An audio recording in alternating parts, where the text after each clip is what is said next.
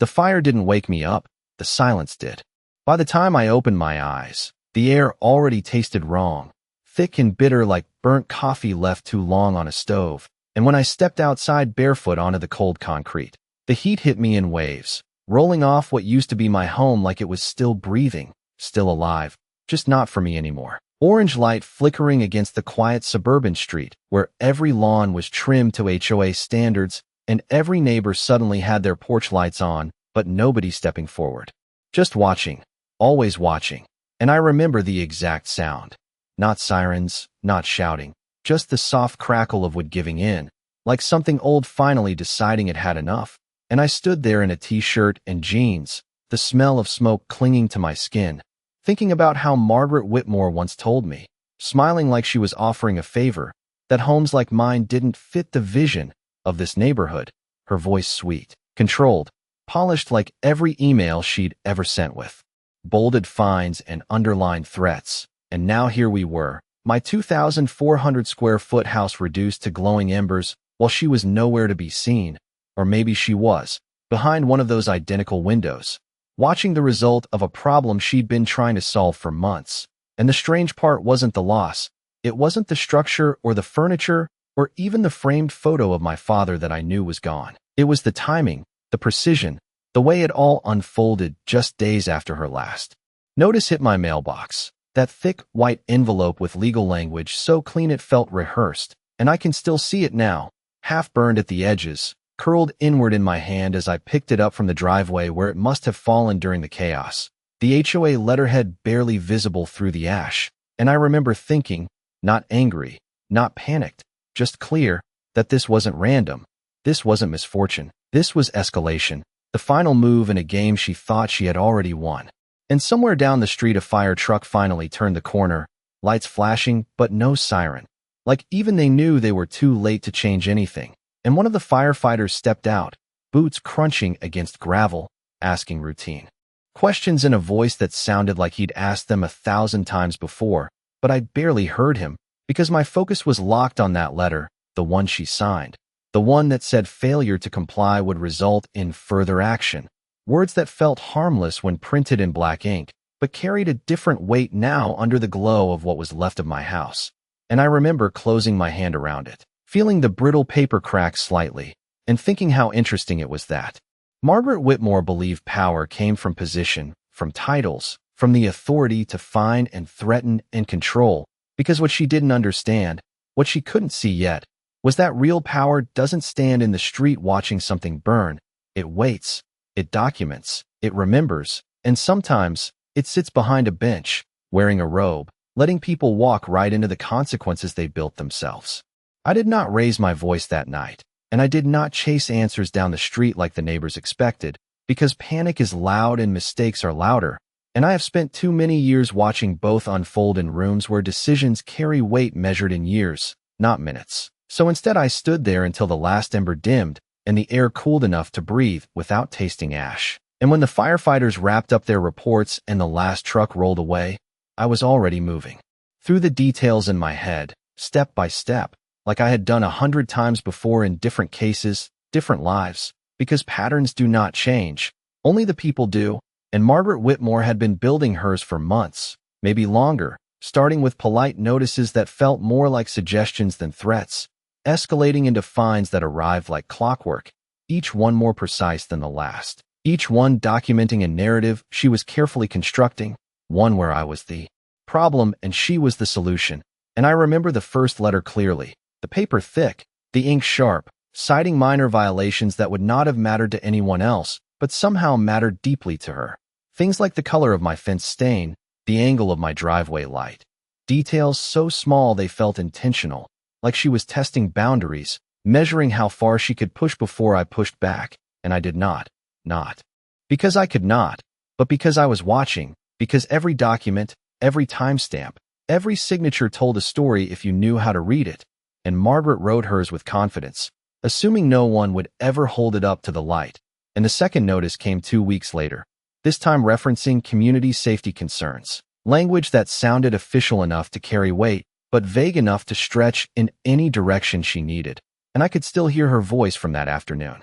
She walked up my driveway, heels clicking against concrete, the faint scent of expensive perfume cutting through the summer heat, telling me with that practiced smile that compliance was not optional in a neighborhood like this, that standards existed for a reason, and that reason, apparently, did not include people like me, and I nodded, calm, steady, giving her nothing to react to. Because silence unsettles people like Margaret more than confrontation ever could, and over the next few weeks, the pressure increased. Certified letters, inspection notices, even a visit from a contractor who claimed he was there to evaluate structural concerns. All of it documented, all of it filed, all of it building towards something larger, something she believed I would not see coming. But I did. I saw it in the way she stopped asking and started assuming, in the way her tone shifted from polite to certain, as if the outcome had already been decided and I was simply waiting to accept it. And the night before everything changed, there was one last envelope, heavier than the others, marked urgent, delivered by hand. And I remember holding it under the porch light, the hum of insects in the air, the quiet of the street settling in, and thinking how predictable it all was. Because people like Margaret do not improvise, they follow patterns, and patterns leave evidence, and evidence, when placed in the right hands, has a way of rewriting every story they thought they controlled. The envelope felt heavier than paper should feel, like it carried more than ink and signatures, and when I opened it, the first thing I noticed was the language, not aggressive, not emotional, just precise, the kind of precision that tries to sound final, as if the decision had already been made somewhere behind closed doors, and all that remained was for me to accept it. And the words sat there under the porch light, clean and deliberate, stating that my property was now under review for emergency compliance enforcement, a phrase that does not exist unless someone decides it should, and I remember exhaling slowly, feeling the night air cool against my skin, because this was the moment her pattern shifted from pressure to execution. And people like Margaret do not take that step unless they believe they have removed every obstacle, every variable, every risk. And that belief is where they make their first real mistake, because certainty creates blind spots, and blind spots leave traces, and I could already see them forming, small inconsistencies in timing, in authority, in the way her documents referenced codes that did not align with county records, details that most people would skim past, but stood out to me like fingerprints under bright light. And I did what I always do when something does not add up. I started documenting, not reacting, not responding, just documenting. Every letter, every visit, every time her name appeared where it should not have. And over the next few days, the neighborhood shifted around me, subtle but noticeable. Conversations stopping when I walked by, curtains moving just slightly as if people were watching without wanting to be seen. And then there were the contractors, showing up without notice, measuring things they had no authority to measure, taking notes on structures that had passed inspection years ago, and each time I asked for permits, for documentation, for anything that justified their presence, I got the same answer. We were sent by the HOA. Like that alone carried weight, like that replaced law, and I nodded each time, calm, controlled, because I was not interested in stopping them. I was interested in understanding how far she was willing to go, and then I saw her again, standing at the edge of my driveway that same afternoon, arms crossed, posture perfect, watching like she was, evaluating progress on something she already owned. And when our eyes met, she smiled, not wide, not friendly, just enough to signal that she believed the outcome was inevitable. And that was when it became clear, this was no longer about compliance or standards or even control. This was about removal, about erasing something that did not fit her version of order, and the way she stood there, completely certain, told me everything I needed to know, because people who act like that have already convinced themselves they cannot be challenged, that whatever system exists around them will support their actions. And I have seen that confidence before, in courtrooms, in testimonies, in cases where someone believed the structure would protect them, until it did not. And as the sun dipped lower and the shadows stretched across the pavement, I folded that letter carefully, placed it back into the envelope, and realized that Margaret Whitmore had just crossed from nuisance into something far more serious, something that would not be handled on a sidewalk or through a letter, something that would eventually require a room where every word is recorded, every action examined, and every assumption tested against the truth. The next morning did not come with answers. It came with routine, and routine is where truth likes to hide. So I started where I always start, with timelines, because time does not lie even when people do, and by 7 a.m. I was already at a temporary desk set up in a quiet corner of a colleague's office downtown. The faint hum of fluorescent lights overhead, the smell of stale coffee lingering in the air, and a stack of documents spread out in front of me like pieces of a puzzle that someone else thought they had scrambled beyond recognition. But patterns reveal themselves if you give them enough attention. And Margaret's pattern was becoming clearer with every page, every timestamp, every signature that appeared just slightly out of place. And I noticed how her notices began referencing emergency authority before any official declaration existed, how contractors were scheduled before approvals were filed, how language meant to sound procedural was being used as a substitute for actual permission. And that is where most people would have reacted, would have called, argued, demanded explanations, but reaction creates noise, and noise hides detail. So I stayed quiet, documenting everything, building a record that spoke without emotion, because facts do not need volume to be heard. And by mid-morning, I had already requested copies of county filings, permit logs, and enforcement authorizations, all routine requests, nothing that would raise concern, nothing that would alert anyone that I was looking deeper than expected, and the responses came back slower than they should have, which is always interesting, because delays often mean someone is deciding what should and should not be seen. And when the first set of records arrived, the gaps were obvious, missing approvals and signed directives, references to codes that did not apply to residential enforcement, and each inconsistency added weight to a conclusion that was forming quietly in the background, that Margaret Whitmore was not just enforcing rules, she was creating them as she went, and assuming no one would challenge her authority, and that assumption was holding her entire strategy together, fragile but convincing, like a structure built on confidence instead of foundation. And I could almost see the moment she decided she had enough control to move forward, enough influence to avoid scrutiny, enough certainty to escalate without consequence. And that is when people stop checking themselves, when they believe the system is theirs to shape instead of something they answer to. And I have seen that shift before. The exact moment when confidence becomes liability, when control becomes exposure. And by the time the afternoon light started cutting through the blinds, casting long shadows across the desk, I had something far more valuable than suspicion. I had alignment, timelines that did not match official records, actions that occurred before authorization, and a sequence that pointed to intent rather than accident. And I leaned back slightly, letting the quiet settle in, because this was no longer about what happened to my house. It was about how it happened, who benefited, and who believed they would never have to explain it. And the answer to that question was not something I needed to chase down the street or argue about in front of neighbors. It was something that would surface exactly where it belonged, in a room where assumptions are tested, where authority is defined, and where every decision is recorded with a clarity that leaves no room for interpretation. By the end of that day, the silence around the situation had changed. It was no longer the quiet of uncertainty.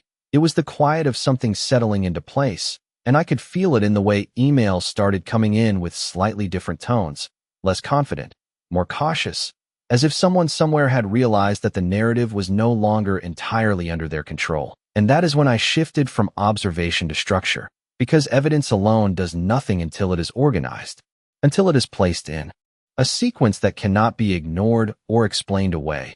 And I began building that sequence carefully, starting with the earliest notice Margaret had sent, tracking each escalation, aligning it with official records that showed what authority existed at each moment, and more importantly, what did not. And the gaps were no longer subtle. They were clear, deliberate, and repeated, which is the difference between oversight and intent. And I could see how she had relied on repetition to normalize her actions, how each step pushed the boundary just enough that the next one would feel less extreme, until eventually she crossed into territory that required real authorization, and instead of stopping, she simply acted as if she already had it. And that assumption carried through everything, from the contractors she sent to the language she used, all the way to the final sequence of events that led to that night. And I requested one more set of records before closing out for the evening. Incident reports from local services, routine, standard, nothing unusual on the surface, but timing is everything. And when those reports came in, the alignment was exact, too exact to ignore, calls logged within minutes of each other, locations matching perfectly with properties she had targeted in the past, patterns repeating with a consistency that removed coincidence from the equation. And I sat there for a moment, letting that realization settle, because this was no longer about pressure, or compliance, or even removal. This was about control taken beyond its limit, exercised without oversight, and carried out with the belief that no one would trace it back to its source. And that belief was the second mistake, because systems remember, even when people assume they do not, and records do not care about reputation or influence. They reflect what happened, when it happened, and who was connected to it. And as I closed the final folder and turned off the desk lamp, the room falling into a soft, controlled darkness, I understood exactly where this was going. Not to a conversation, not to a negotiation, but to a place where every action would have to stand on its own, where every assumption would be tested against documented fact, and where the person who believed they controlled the outcome would finally have to face the structure they thought they had already bent to their will. The next move was not loud, it was not dramatic, and it was definitely not rushed, because once you understand the full shape of a situation, you do not chase it, you position yourself around it. And that is exactly what I did, starting with the one thing Margaret Whitmore never expected me to do: nothing, at least nothing visible, because from the outside, it looked like I had stepped back. No complaints filed, no public statements, no confrontation, just quiet compliance with every request that still made sense on paper. And that kind of silence has a way of reinforcing confidence in people who mistake it for weakness, and I could see it in the next communication she sent, the tone sharper, more certain, as if she believed the resistance had finally broken, as if the absence of pushback confirmed her authority. And that was exactly what I needed her to believe, because confidence changes behavior. It makes people move faster, skip steps, overlook details they would normally check, and over the next few days, that shift became obvious. More directives issued without proper backing, more actions taken ahead of authorization, and each one documented, each one placed exactly where it belonged in the sequence I was building. And while she was accelerating, I was aligning, coordinating with the right channels, submitting the necessary filings through the appropriate offices. Nothing unusual, nothing that would trigger attention, just routine processes moving at their natural pace, but directed with precision. And there is a moment in situations like this when everything begins to converge, when independent actions start forming a single line, and you can feel it, not as excitement, not as anticipation, but as clarity, like the final pieces of a structure locking into place. And that moment came late in the afternoon when confirmation arrived that the matter had been formally escalated beyond local authority, not because I forced it, but because the documentation required it. Because the pattern could no longer be contained within the narrow scope it started in. And that is the difference between reacting to a problem and allowing the system to recognize one. Because when the system recognizes it, the response carries weight that no individual action ever could. And I leaned back in my chair, the room quiet except for the faint ticking of a wall clock, and thought about how Margaret had built her control. On visibility, on presence, on being the person everyone saw making decisions, issuing orders, defining standards, and now everything that mattered was happening where she could not see it, in files, in timelines, in processes that do not announce themselves. And that contrast is what changes outcomes, because power that needs to be seen is fragile, but power that operates through structure does not need recognition. It only needs time. And as the day came to a close, I gathered the documents. Each one placed exactly where it needed to be, not for me, but for the process that would follow. And I realized that Margaret Whitmore had already set her own path forward. She just did not know where it led. Not yet. But she would, soon enough. And when she did, it would not be in a driveway or across a mailbox. It would be in a room where every assumption she made would be measured against something far more precise than confidence. The notice arrived 3 days later, not at my house, because there was no house left, but at the temporary mailing address I had listed in the filings, a plain envelope with no urgency in its appearance, which is how you know it matters, because the most important documents rarely announce themselves. And when I opened it, the paper inside was clean, structured, precise, assigning a formal hearing date, listing the matter in language that stripped away all the noise Margaret had built around it, reducing everything down to facts, timelines, and authority. And I read it once, then again, not because I needed to understand it, but because I wanted to see how it looked from the outside, how it would read to someone who believed they were still in control. And I could already picture her reaction, the confidence still intact, the assumption that this was just another step she could navigate, another room she could manage like every HOA meeting she had ever dominated. And that assumption was still holding, because nothing I had done gave her a reason to think otherwise. No confrontation, no warning, no indication that the ground beneath her had shifted.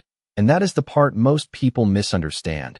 They think justice is about confrontation, about standing up and pushing back. But real change happens long before anyone raises their voice. It happens in documentation, in alignment, in quiet decisions that set the stage for everything that follows. And over the next few days, I prepared without urgency, reviewing the sequence one more time, ensuring every detail was exactly where it needed to be, not adding anything, not forcing anything, just confirming that what existed was enough. Because the strongest cases are not built on volume. They are built on consistency, and Margaret had provided that herself. Step by step, action by action, all I had done was recognize it, organize it, and allow it to move forward through the proper channels. And the morning of the hearing arrived without drama, the courthouse standing the same as it always had, stone steps worn smooth by years of use, the faint echo of footsteps carrying through the hallway as people moved with quiet purpose, and I walked in like I always do, steady, measured, unnoticed, because that is how I have always preferred it. And as I passed through the corridor leading to the courtroom, I caught a glimpse of her at the far end, standing with that same posture, that same controlled expression, speaking to someone in a tone that suggested she was still directing the situation, still shaping the outcome. And for a brief moment, nothing had changed for her. The narrative was intact, the confidence unshaken, and I continued past without slowing, without acknowledging, because this was not the moment, not yet. And as I stepped into the room, the air cooler, quieter, defined by structure rather than assumption, I took my place where I always do, not as the person she thought she was dealing with, not as the homeowner she had been pressuring for months, but as the position she never considered, the one place her authority could not reach. And I knew that in just a few minutes, everything she believed about control, about influence, about certainty, was going to be tested against something far less flexible, something that does not respond to confidence or presence or carefully worded letters, something that only responds to what is real. The room settled into that familiar rhythm as people took their seats, the quiet shuffle of papers, the low murmur of voices that always fades the moment structure takes over. And I could feel the shift even before it happened, that subtle transition from assumption to procedure, where everything that once felt controlled becomes defined. And when Margaret Whitmore walked through those doors, she carried the same confidence she always had, posture straight, expression composed, eyes scanning the room like she expected recognition, like she expected the environment to adjust around her the way it always had. And for a brief second, she did not look at me, not directly, just a passing glance, the kind you give someone you believe is irrelevant to the outcome. And then she looked again, slower this time, her movement pausing just slightly, because something did not align with the version of events she had constructed in her mind. And that is the moment everything changes, not with noise, not with confrontation, but with realization, the kind that settles in quietly before it fully lands. And I watched it happen in real time. The shift in her expression, subtle but unmistakable, the confidence tightening into something more controlled, more cautious, as if she was recalculating without fully understanding why. And I did not move, did not acknowledge, because recognition is not something you offer. It is something that happens when the structure around you leaves no room for denial. And as the proceedings began, the language in the room changed, no longer shaped by her tone or her assumptions, but by facts, by sequence, by authority that does not need to be asserted because it is already established. And each document presented carried weight not because of how it was written, but because of where it came from. Official records aligned with timelines she had created herself, actions she had taken without realizing how clearly they connected when placed side by side. And I could see her following along, trying to adjust, trying to reframe, but the space for that was gone, because once the structure is set, interpretation becomes limited, and that is where confidence begins to unravel, not dramatically, not visibly to everyone in the room, but internally, where the realization forms that control was never as complete as it felt, and I let the process unfold exactly as it was designed to, without interruption, without emphasis, because the strongest moments do not need reinforcement, they stand on their own, and as each piece fell into place, I could see the full arc of her decisions reflected back at her, from the first notice to the final escalation. Every step consistent, every assumption intact, except for one. The assumption that she would never have to answer for it in a place where her position meant nothing. And as the room grew quieter, the kind of quiet that signals understanding rather than uncertainty, I knew she had reached that point, the moment where the narrative she built no longer belonged to her.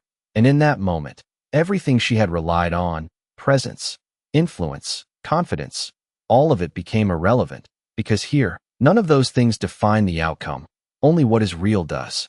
There is a moment in every courtroom when the room stops feeling like a place and starts feeling like a scale, where everything that has been said, done, assumed, and ignored settles into balance. And I could feel that moment as the final document was placed on record, the air still, the silence no longer uncertain but resolved, and Margaret Whitmore stood there without the posture she walked in with.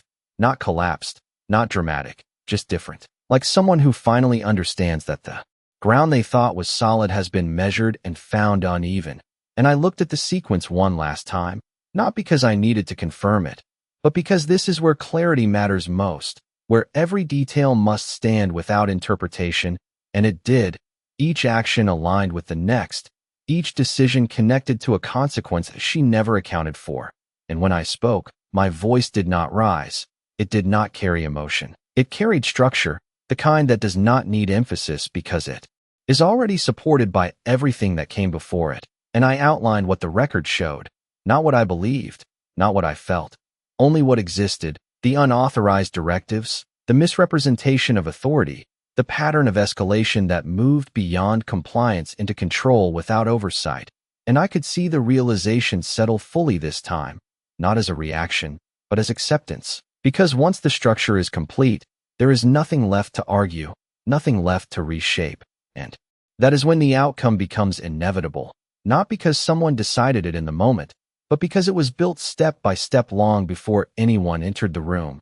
And I delivered the decision the same way I approached everything else, measured, precise, grounded in the record that she created herself, and the weight of it did not come from the words, it came from the process that led there, from the fact that every opportunity to stop, to correct, to step back had been there, and each one had been ignored in favor of certainty. And as the room remained quiet, I placed the final document down, the sound of paper against wood soft but final, and in that moment, nothing needed to be added, no explanation, no reinforcement, because the outcome spoke for itself. And Margaret Whitmore, who once defined the rules of an entire neighborhood with a signature and a smile, now stood in a space where signatures carry a different kind of weight, where influence does not apply, where presence does not matter, and where the only thing that determines the outcome is what can be proven. And as I rose from my seat, the room returning to motion around me, I thought back to that night, to the glow of what was left of my home, to the letter curled at the edges in my hand, and how she believed that was the end of something, when in reality, it was the beginning of a process she never saw coming. Because justice is not loud, it does not chase, it does not announce itself in the moment it begins, it waits, it builds, and when it arrives, it does not need to explain why.